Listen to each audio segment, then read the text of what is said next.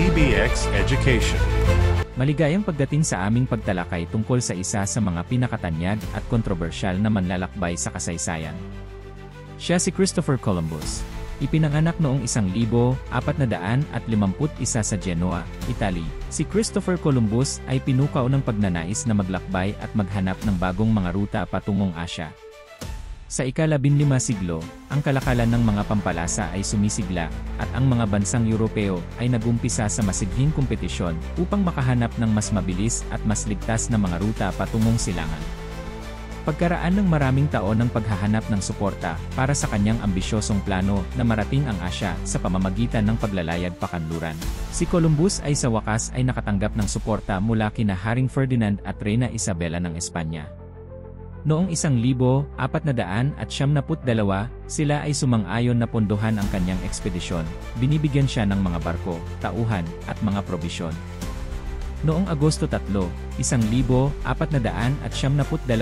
nagsimulang maglayag si Columbus mula Palos de la Frontera kasama ang 3 barko, ang Mina, ang Pinta, at ang Santa Mara.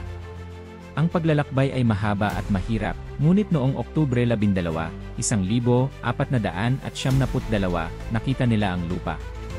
Si Columbus at ang kanyang mga tauhan ay nakarating sa kung ano ang akala niya ay ang silangang Indies. Sa katunayan, narating ni Columbus ang Caribbean, sa isang isla sa kasalukuyang Bahamas. Ipagpapatuloy niya ang paggalugad sa mga bahagi ng kasalukuyang Cuba at Hispaniola, kung saan makikilala niya ang mga katutubong tao na ang mga buhay ay magbabago magpakailanman dahil sa pagdating ng mga Europeo. Si Columbus ay bumalik sa Espanya bilang isang bayani, dala ang balita ng kanyang mga natuklasan.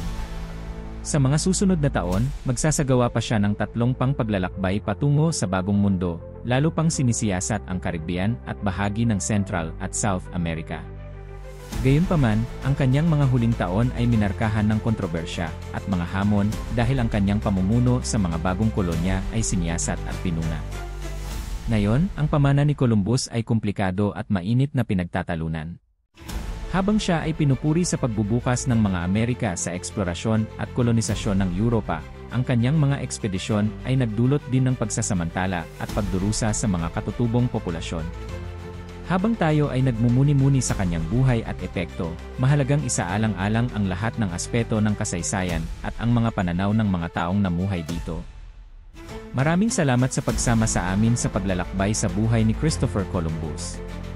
Abangan ang mas marami pang kwento ng kasaysayan at mga kwento mula sa aming nakaraan.